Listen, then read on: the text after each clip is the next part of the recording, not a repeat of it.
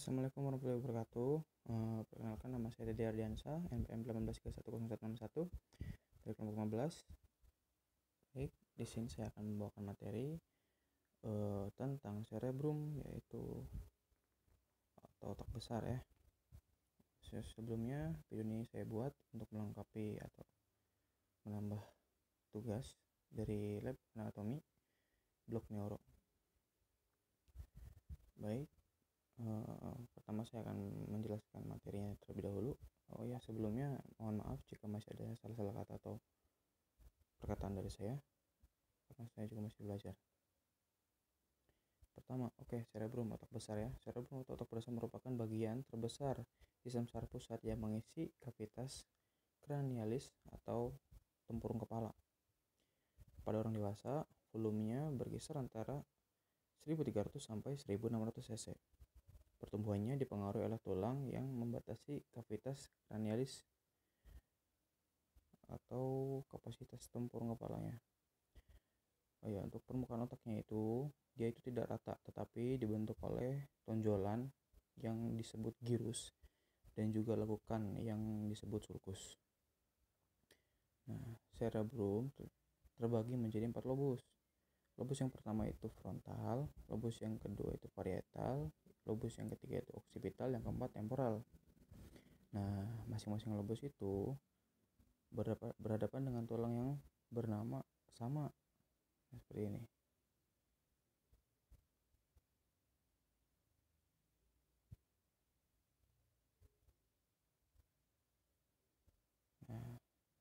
Nama tulang yang menutupinya pun sama. Ada parietal, ada frontal, ada temporal, ada occipital.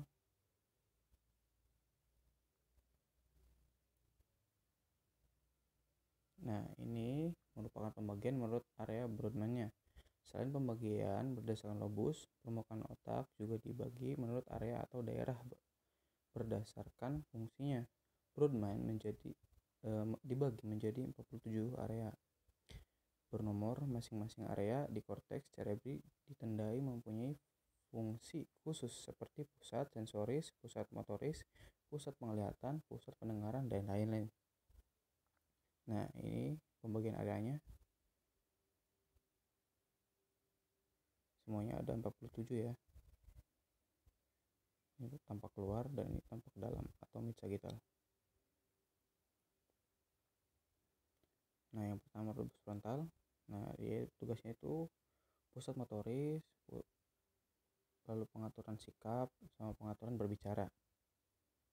Ini lobusnya yang berwarna biru dan pink. Lalu ada lobus parietal, fungsinya sebagai pusat sensoris, pusat pengertian bahasa. Lalu lobus occipital, dia merupakan pusat penglihatan. Lobus temporal, pusat pendengaran dan pusat memori. Selanjutnya kita akan lihat anatominya. Pada awalnya otak kita atau cerebrum itu dia berbentuk seperti ini pada saat minggu keempat proses encephalon, mesencephalon dan rhombencephalon. Dia masih berbentuk seperti ini. Ini merupakan gelembung otak primer pada minggu keempat. Lalu seperti ini. Setelah minggu kelima, dia akan berbentuk seperti ini. Mulai bertambah ada telencephalon, encephalon, reticulus verticus.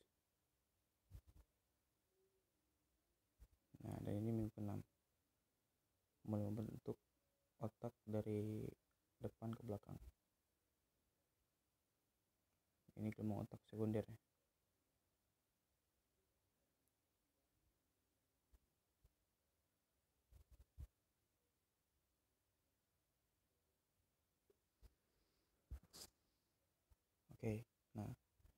Ini otak kita.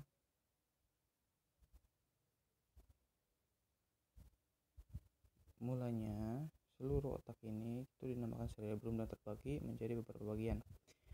Ada prosencephalon, mesencephalon, dan rhombencephalon.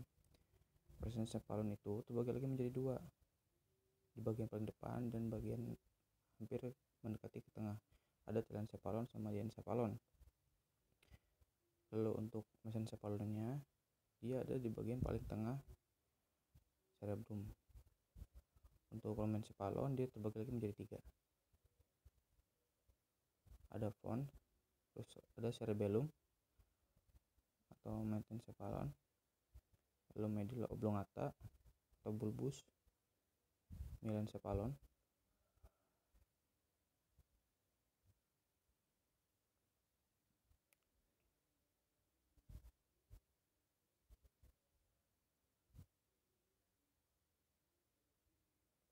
nah ini tampak dari posterior, dari superior. Bagian paling depan itu ada viscera longitudinalis cerebri. Nah, viscera ini merupakan bagian depan yang berada di tengah-tengah. Lalu ada gyrus horizontalis, lalu ada gyrus prostencentralis, lalu ada sulcus horizontalis sama sulcus centralis. Nah, ini pembagiannya itu jadi dibagi berdasarkan sulcusnya. Dari mulai sulcus centralis, sulcus varietoccipitalis, lalu lobus frontalis, lalu lobus varietalis. Ini untuk lobus-lobusnya atau bagian-bagian yang misalkan berdasarkan fungsi dan tempat. Terus lobus temporalis, occipitalis, seperti yang tadi saya beritahu, mereka memiliki fungsi masing-masing. Lalu di sini ada sulcus tinguli, sulcus varietooccipitalis, sulcus calcarinus. Nah, di sini lihat dari inferior ya, atau dari bawah. Ada lobus, yang di bawah itu ada lobus frontalis,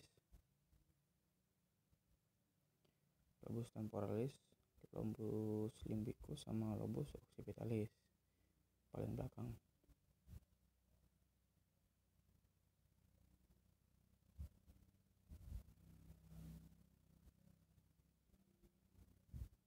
Nah, ini otak dan medulla spinalis.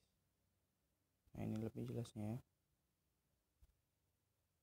Dari mulai depan, cria orbitalis, ada bulbus olfactorius, chiasma opticus, dan paling belakang ada polus occipitalis,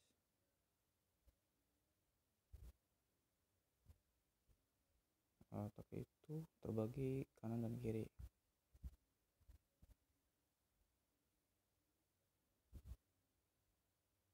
Nah, ini tampak dari samping sisi kiri ya, sisi sinistra. Di sini ada bagian yang membagi menjadi 4 bagian, itu operculum, frontale operculum sama operculum parietal. Lalu ada gyrus horizontalis, sulcus varietoccipitalis pada bagian belakang. Nah, ini bagian dalamnya itu seperti ini ya. Nah, bagian dalam juga dibagi menjadi beberapa bagian. Nah, ada Griberves insulae, terus ada gyrus longus insulae. Ini di antara lobus temporalis sama lobus parietalis berletak di dalamnya.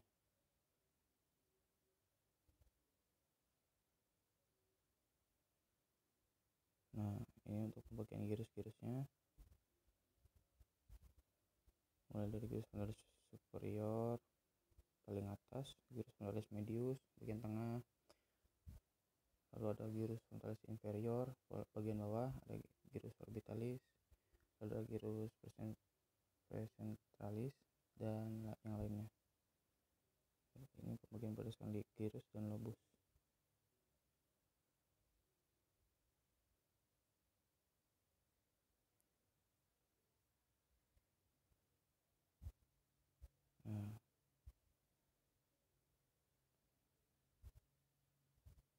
ini pembagian lobus berdasarkan fungsi dan letak menggunakan pewarnaan. Di sini ada korteks motorik tambahan, somatosensorik sekunder, terus ada korteks premotik motorik sekunder juga.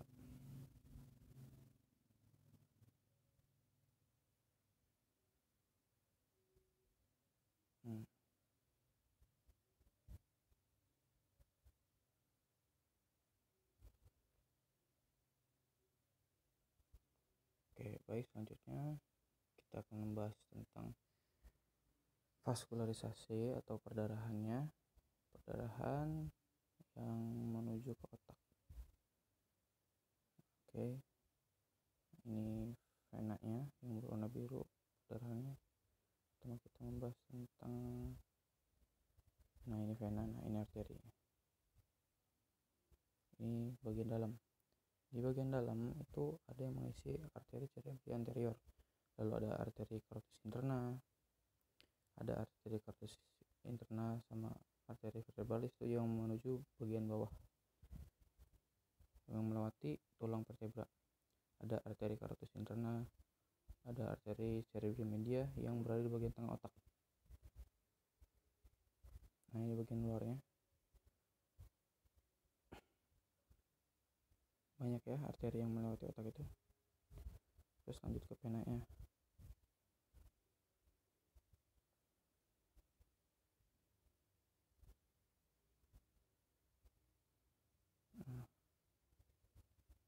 Seperti yang kita tahu, arteri itu adalah saluran atau sistem yang membawa oksigen, berisi oksigen, sedangkan vena yaitu membawa karbon dioksida.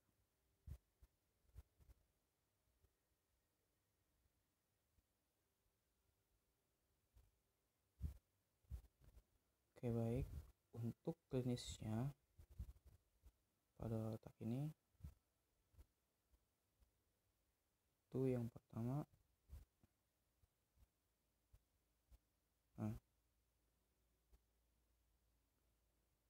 gangguan pada perkembangan encephalon.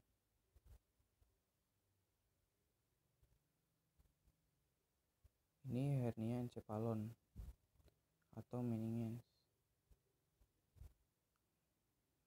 Nah, dia akan menonjol keluar berdasarkan bentuk kranium,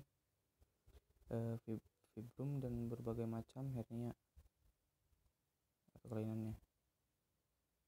Di dalamnya itu ada isinya stratum subarachnoideum. Ada juga yang berbentuk seperti ini. Ada bagian cerebrum yang ikut keluar.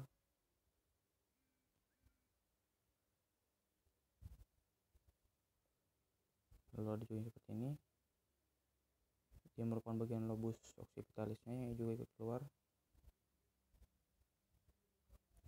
Nah, pada gambar yang B ini, dia itu meningokel, kantong hernia dibentuk oleh kulit dan meninges dan diisi oleh liquor cerebrospinalis oleh cairan LCS. Lalu pada gambar yang C ini, dia itu meningoencephalokel, kantong hernianya terdiri atas bagian cerebellum yang mengalami prolaps dan ditutupi oleh meninges dan kulit. Lalu meningohydroencephalokel, kantong hernia terdiri atas bagian lobus occipitalis yang mengalami prolaps dan cornu posterior ventricus laterales. Nah, seperti ini gambar aslinya.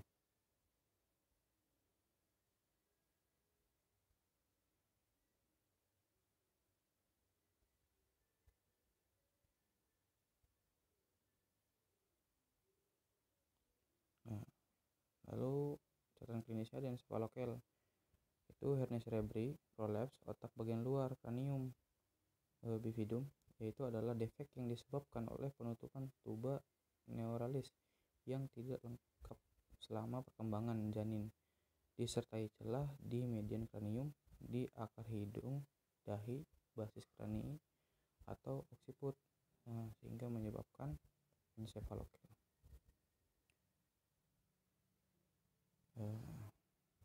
Baik, cukup sekian pemaparan materi dari saya. Kurang lebihnya mohon maaf. Mohon dimaaf juga jika masih banyak kekurangan. Saya juga masih belajar. Sekian, wassalamualaikum warahmatullahi wabarakatuh.